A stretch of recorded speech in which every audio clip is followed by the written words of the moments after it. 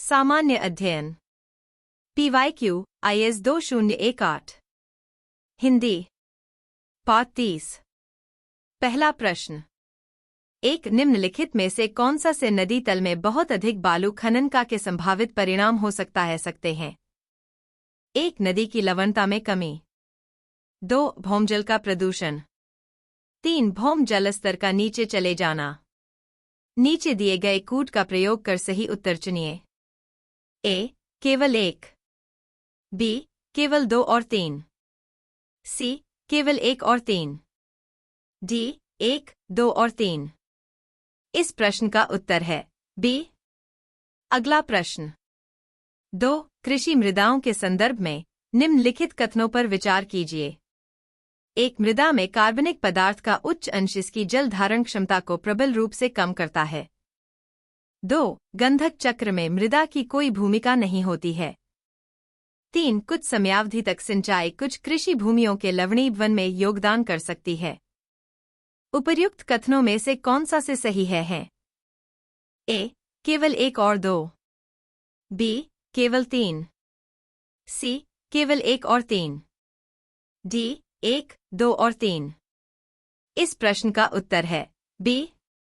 अगला प्रश्न, 3. हरित अर्थव्यवस्था पर कार्रवाई के लिए भागीदारी PAGE, जो अपेक्षाकृत हरित एवं और अधिक समावेशी अर्थव्यवस्था की ओर देशों के संक्रमण में सहायता देने के लिए संयुक्त राष्ट्र की एक क्रियाविधि है, आविर्भूत हुई।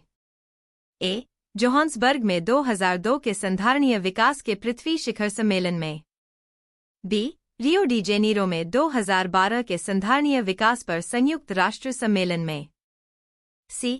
पेरिस में 2015 में जलवायु परिवर्तन पर संयुक्त राष्ट्र फ्रेमवर्क कन्वेंशन में।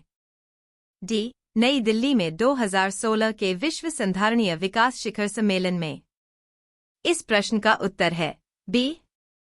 अगला प्रश्न, 4. 3D मुद्रण को निम्नलिखित में से किसमें प्रयोग होता है? 1. मिष्टान्न की चीजें बनाने में। 2. जैव इलेक्ट्रॉनिकीकरण के निर्माण में। 3. ऑटोमोटिव उद्योग में। 4. पुनर्निर्माणकारी शल्यकर्म में। 5. डेटा संसाधन प्रौद्योगिकियों में। नीचे दिए गए कूट का प्रयोग कर सही उत्तर चुनिए। A. केवल 1, 3 और 4। B. केवल 2, 3 और 5। C. केवल 1 और 4। D. 1, 2, 3, 4 और 5। इस प्रश्न का उत्तर है D। अगला प्रश्न, 5. निम्नलिखित कथनों पर विचार कीजिए। 1. बैरन द्वीप ज्वालामुखी एक सक्रिय ज्वालामुखी है, जो भारतीय राज्य क्षेत्र में स्थित है। 2. बैरन द्वीप ग्रेट निकोबार के लगभग 140 किलोमीटर पूर्व में स्थित है।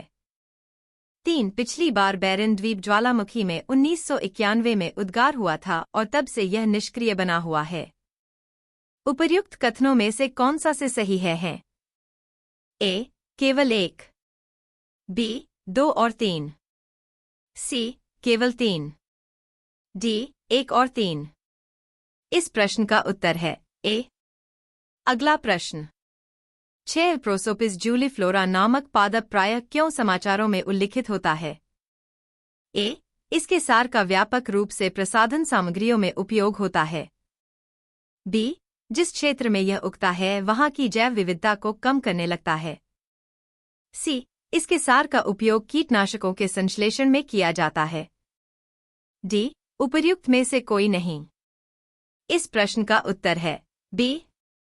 अगला प्रश्न, 7. निम्नलिखित कथनों पर विचार कीजिए। 1. विश्व की सर्वाधिक प्रवाल भित्तियां उष्णकटिबंधीय सागर जलों में मिलती हैं। 2. विश्व की 1/3 से अधिक प्रवाल भित्तियां ऑस्ट्रेलिया, इंडोनेशिया और फिलीपींस के राज्य क्षेत्रों में स्थित हैं। 3. उष्णकटिबंधीय वर्षा वनों की अपेक्षा प्रवाल भित्तियां कहीं अधिक संख्या में जंतु संघों का प्रपोषण करती हैं। उपर्युक्त कथनों में से कौन सा से सही है? A. केवल 1 और 2। B. केवल 3। C. केवल 1 और 3। D. 1, 2 और 3। इस प्रश्न का उत्तर है D। अगला प्रश्न, 8. Momentum for change climate neutral now यह पहल किसके द्वारा प्रवर्तित की गई है? ए. जलवायु परिवर्तन पर अंतर सरकारी पैनल। बी. यूएनईपी सचिवालय। सी. यूएनएफसीसी सचिवालय।